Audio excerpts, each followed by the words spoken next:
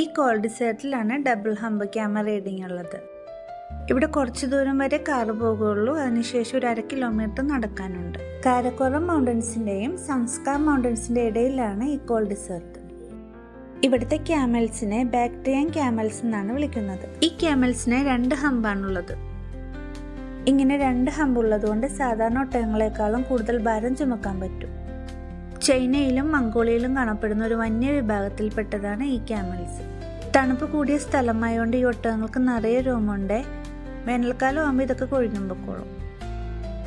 ഞങ്ങളൊക്കെ ഈ ക്യാമലിന്റെ മുകളിലേക്ക് കയറിയേ, പക്ഷെ റെസിഡന്റ് കയറുള്ളവന് വാശി പിടിച്ചിരിക്കണേന്ന്. ലാസ്റ്റ് എല്ലാവരും കൂടെ പൊക്കിയാണ് ഇതിന്റെ പൊക്കത്തെ എത്തിയത്. എന്റെ റീലിൽ ഞാൻ നാളെ ഇടാവേ. ഈ ക്യാമലിങ്ങനെ എണീക്കുമ്പോൾ വീഴുക എന്നുള്ള പേടിയായിരിക്കും. അത് എണീച്ച് നിന്ന് കഴിഞ്ഞാൽ പിന്നെ പ്രശ്നമില്ല. ഈ ലഡാക്ക് ട്രിപ്പ് ഞങ്ങൾ ഫാമിലി ആയിട്ടാണ് പോയത്. ഞാനും മോനും ഹസ്ബൻഡും പിന്നെ സിസ്റ്റർ ഇല്ലോയും ഉണ്ടായിരുന്നു. ഇത് ഈ റൈഡിങ്ങിന്റെ ഇടയിൽ നിർത്തി വീഡിയോ എടുത്തുന്നതാണ് അവര്.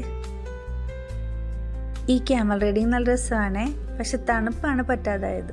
വൈകുന്നേരം ആയതുകൊണ്ട് -3 ഡിഗ്രി ആയിരുന്നു ടെമ്പറേച്ചർ വന്നത്. ഏപ്രിൽ മുതൽ സെപ്റ്റംബർ വരെയാണ് ഈ ക്യാമൽ റൈഡിന് പറ്റിയ സമയം.